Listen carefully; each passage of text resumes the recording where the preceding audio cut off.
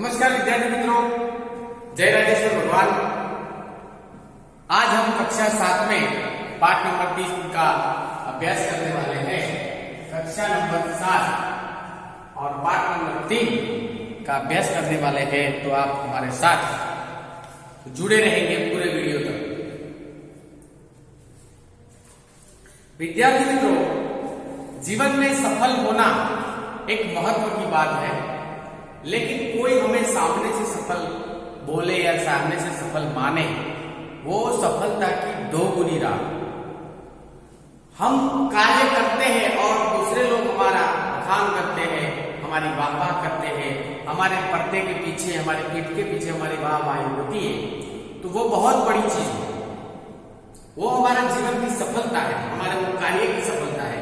तो वैसा एक माता का अपने पुत्र को प्रेम बताता हुआ एक पाठ है, सच्चा हीरा, और सचमुच अच्छा पाठ है। वो पाठ को पढ़ने वाले हैं।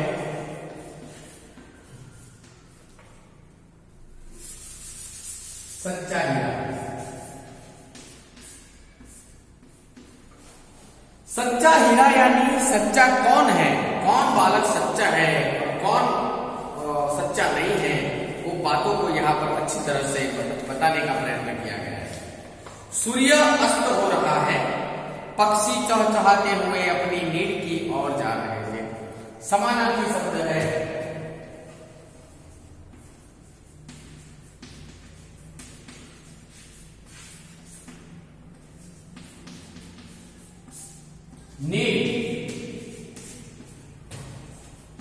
नीड यानी घोंसला।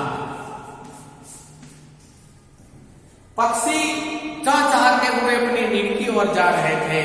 गांव की कुछ स्त्रियां पानी लेने के लिए घड़े लेकर कुएं की ओर चल पड़ी। पानी भरकर कुछ स्त्रियों तो अपने घरों को लौट गई।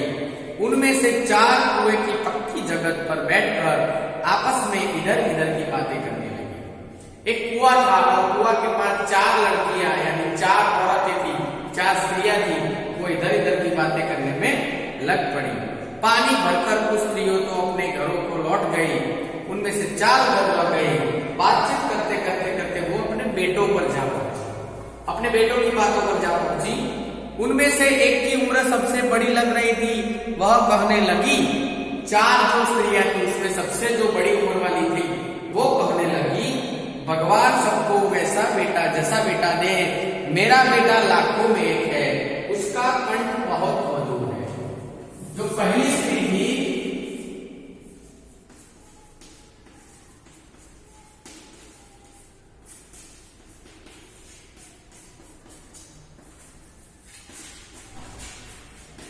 उसने बोला कि मेरा जो बेटा है उसका कंठ बहुत मधुर है, वह बहुत अच्छा गाता है।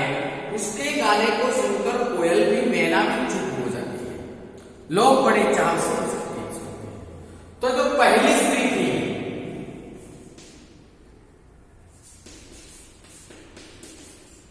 उसमें पहले नंबर की स्त्री थी, वो बोल रही थी कि मेरा बच्चा, मेरा बेटा इतना सुमधुर गाता है कि कोयल, मैना वो भी बंद हो जाते हैं जब मेरा बेटा गाता होता है।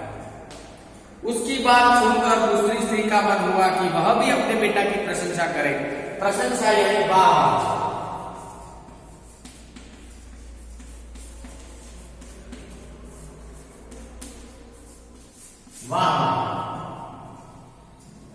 उसने भी बोला, मेरे बेटे की बराबरी कोई नहीं कर सकता। बहुत ही शक्तिशाली और बहादुर मेरा बेटा है।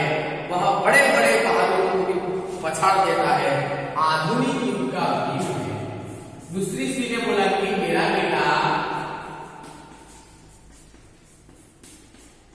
ताकतवर और शक्तिशाली है।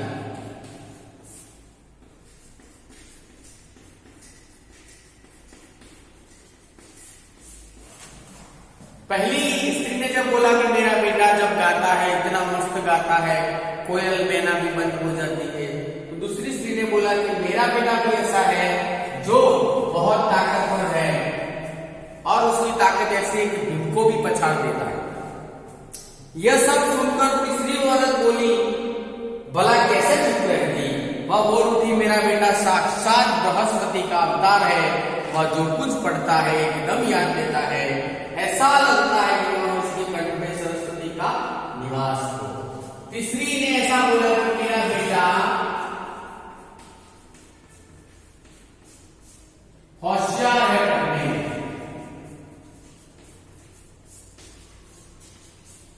बहुत याद रहता है।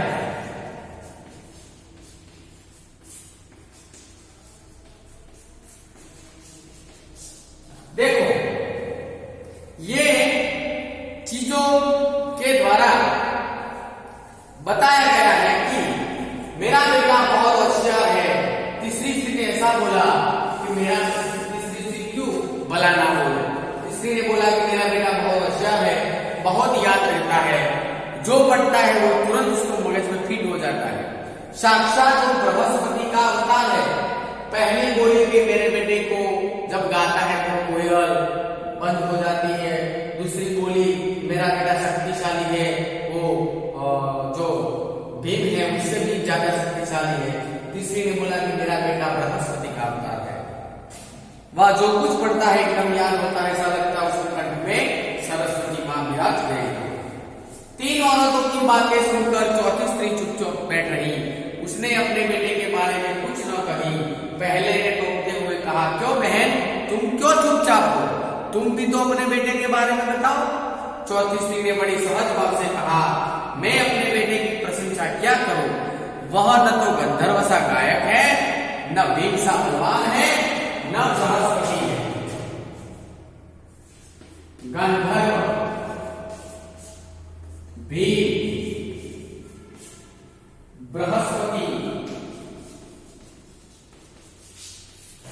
तीसरी स्त्री ने बोला कि मेरा बेटा है वो गंधर्व जैसा बलवान नहीं है, भीम जैसा बलवान नहीं है, बृहस्पति जैसा होशियार नहीं है, मेरा बेटा सामान्य है। कुछ समय बाद जब वे सब घड़े कुछ समय बाद हो गया, तीनों स्त्रियों ने अपने बारे में तो अपने बेटों के बारे में तो बता दिया। फिर थोड़ा समय हो गया और एक दिन फिर से बात हुई कि जब सिर पर घड़े रखकर लौटने लगी थी, तभी किसी गीत का मधुर स्वर सुनाई दिया।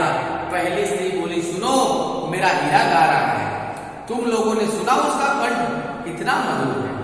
कुछ समय हो गया, तीन स्त्रियों ने अपने अपने बेटों के बारे में बोले, लेकिन चौथी स्त्री ने कुछ बोला नहीं। उसने बोला कि मेरा बेटा इतना महान तो नहीं है, लेकिन बहुत सादाई वाला है। फिर थोड़ा समय हो गया, तीन स्त्रियां जब पानी भरकर आ रही थी, तब एक स्त्री ने बोला कि देखो एक गा रहा है, वो मेरा बच्चा है, उसका कंठ कितना सुमधुर है। वह लड़का गीत गाता हुआ उसी रास्ते से निकल गया। उसने अपनी मां की ओर ध्यान नहीं दिया। इतने में दूसरी स्त्री का बेटा उधर से आता दिखाई दिया। दूसरी स्त्री उसको देखकर गर्व से बोली, देखो हम मेरा बेटा लाडला जो शक्तिशाली है वो आ रहा है, शक्ति में कोई सामर्थ्य नहीं कर सकता। वह यह कह रही थी कि उसका बेटा भी उसकी ओर ध्यान दिए बिना निकल गया। देखो कैसा हुआ, तीनों स्त्रियों ने अपने बेटे के बारे में बहुत वाहवाही की थी। पहली जो स्त्री थी उसका बेटा वहां से गुजरा, उसने वाहवाह की कि मेरा बेटा आ रहा है, कैसा मधुर गा रहा है, लेकिन उसने अपनी मां की ओर देखा भी नहीं। दूसरी स्त्री ने देखा तो अपना बेटा आ रहा था, उसने बोला मेरा बेटा शक्तिशाली है, भीम जैसे ताकतवर है, लेकिन वो भी वहां से गुजर गया। उसने जराक से भी अपनी मम्मी के वहां एक नजर भी नहीं लगाई। कुछ आगे बढ़ी तो एकाएक तीसरी स्त्री का बेटा उधर से संस्कृत के श्लोकों को पाठ करता हुआ निकला। उसके उच्चारण से ऐसा लग रहा था मानो उसके गले में साक्षात सरस्वती विराजमान थी। उच्चारण यानी बोलना।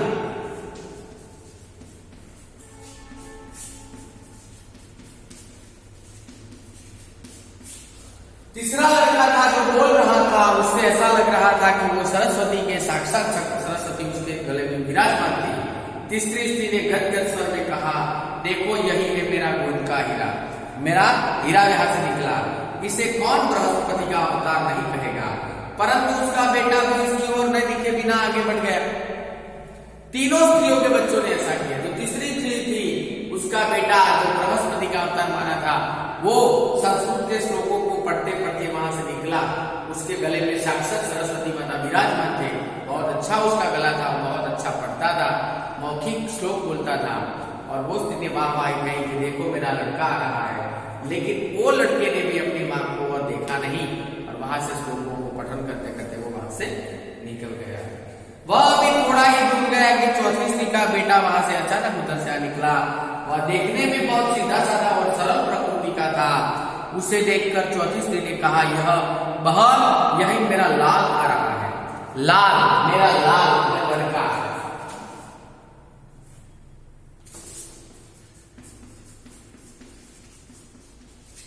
चौथी स्त्री ने बोला कि ये मेरा लाल आ रहा है, मेरा लड़का आ रहा है।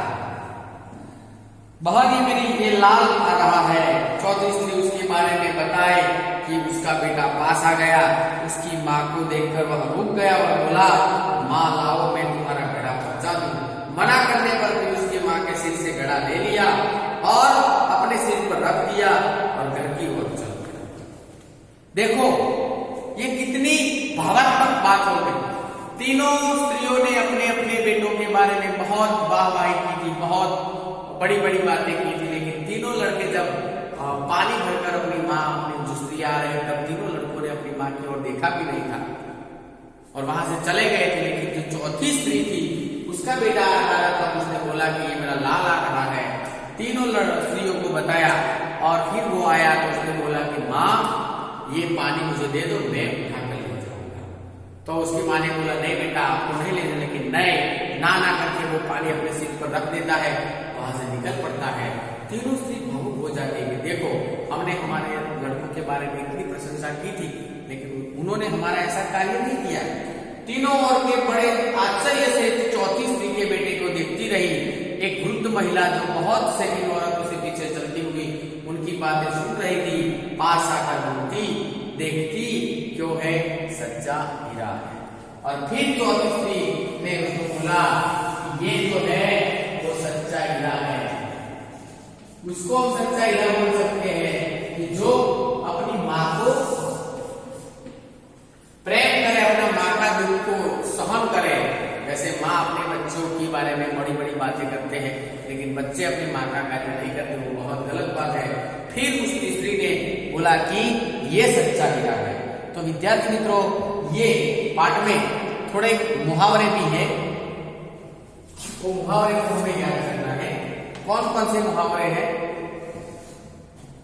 इधर की बातें करना, इधर उधर की बातें करना।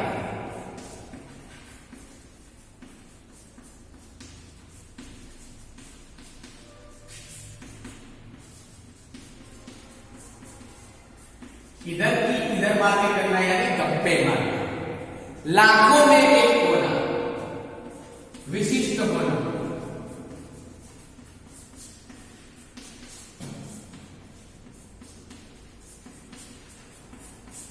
लाखों में एक होना यानी विशिष्ट होना। ये लड़कियां तो बोल रही थी, स्त्रियां बोल रही थी और सभी ने अपने बेटों को वाहवाही कर रहे थे, मेरा बेटा तो लाखों में एक है। तो ये लाखों में एक था, लाखों में एक होना यानी सबसे विशिष्ट होना। पछाड़ देना, हरा देना।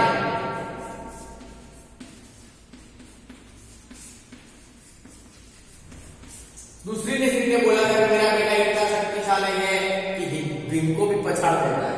पछाड़ देना यानी हरा देना। आपको इसके अर्थ आपके नोटबुक में लिख देने हैं। बराबरी करना यानी मुकाबला करना।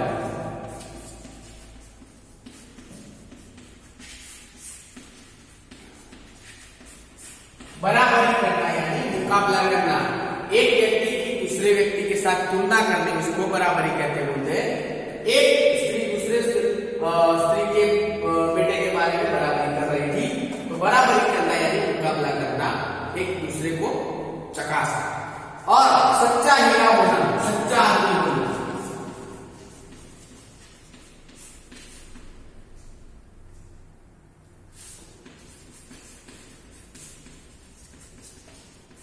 सच्चा हीरा होना यानी सच्चा आदमी होना, कि मेरा बेटा सच्चा हीरा है, सच्चा आदमी है।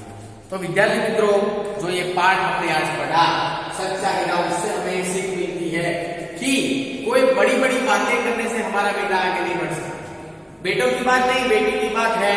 बेटी बेटा हमारे घर में कोई भी व्यक्ति का हम बहुत बहुत गुणगान करते हैं, लेकिन वो व्यक्ति हमें कुछ ना समझे तो कुछ लायक नहीं है। तो एक 3 स्त्रियों की भी ऐसी बात थी। पहले स्त्री ने बोला कि मेरा बेटा बहुत सुमधुर गाता है, गंधर्व जैसा। दूसरी स्त्री ने बोला मेरा बेटा बहुत ताकतवर है, भीम जैसा। तीसरी ने बोला कि मेरा बेटा सरस्वती का उपासक है, बृहस्पति जैसा, होशियार है। लेकिन तीनों को बच्चा जो बेटा जब पानी लेकर चल रही थी, तब तीनों को बेटे ने अपनी माँ के पास आकर बोला भी नहीं था और वहां से निकल गए थे। लेकिन ये चौथा लड़का, चौथी स्त्री बोले मेरा बेटा सीधा साधा है, लेकिन उसने अपनी माँ का पानी जो गढ़ा था वो ले लिया, काम किया। इसीलिए एक दूसरी स्त्री ने आकर बोला कि ये बच्चा सच्चाई का है। तो जीवन में हमें भी ऐसे कार्य करने हैं। नाम बनाने से कुछ होता नहीं, हमारा काम अच्छा होना चाहिए और इसीलिए ही बताया गया सच्चा हीरा। तो हमें ये पाठ के स्वाध्याय के प्रश्नों को आपको लिखना है, स्वाध्याय के प्रश्नोत्तर को भी आपको ध्यान से पढ़ना है, इस पाठ को भी 1-2 बार पढ़ लेना है और हमें स्वाध्याय के प्रश्नोत्तर, समानार्थी, विरुद्धार्थी शब्द, शब्द समूह, मुहावरे ये सब लिखकर हमारे नोटबुक में स्वच्छ अक्षरों से लिखने हैं। मुझे विश्वास है कि मैंने जो आपको पढ़ाया याद रहा होगा और आपको याद रखना है। जय राधे।